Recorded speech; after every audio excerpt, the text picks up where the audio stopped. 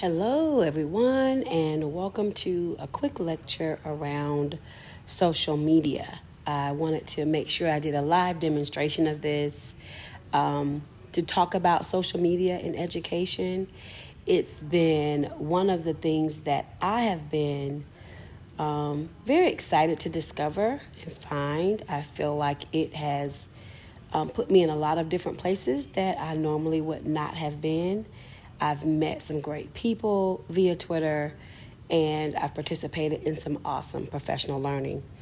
So what I've done so far is log into twitter.com, and I'm using my iPad here. You can also use an app for Twitter.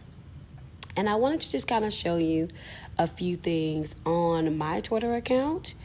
And I'm going to mark up my page really quickly so you can see what I'm talking about. All right, I'm using an iPad Pro for this and an Apple Pencil. If you're interested, you can always use this for great lectures with your students, presentations, all kinds of things, how-to videos.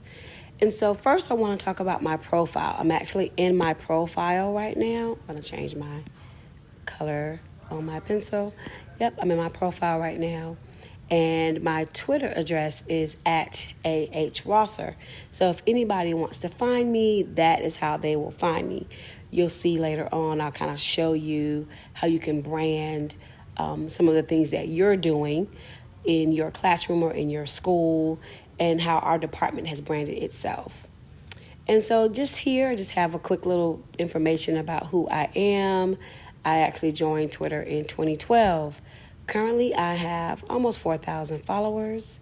That is a hoot.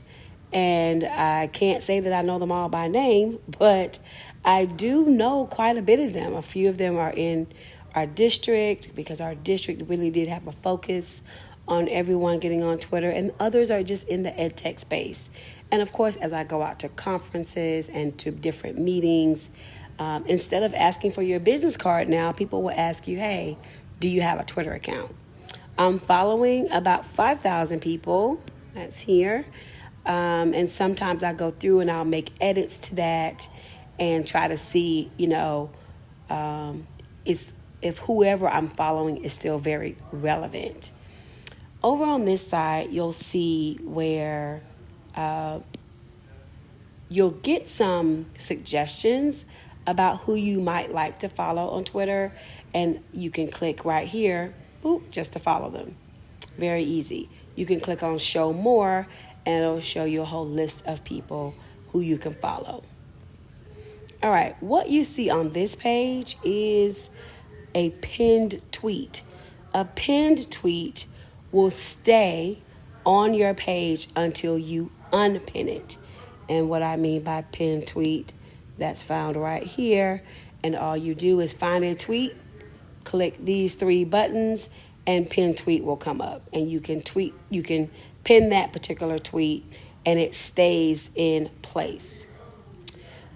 This is my superintendent, Dr. Lisa Herring, and that's her Twitter address there.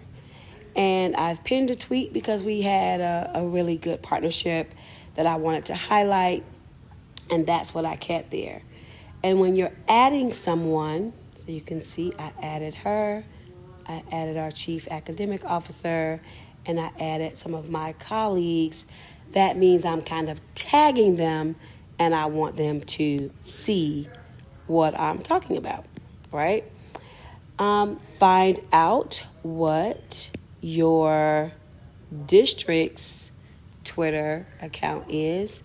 Ours is at APS Update. And so every time I'm highlighting something that I want our district to know about, I will at or tag APS Update.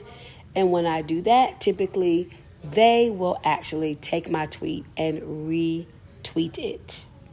I also have a hashtag. It's not just me, actually. It's my entire department. We have a hashtag that is called APS IT Inspires.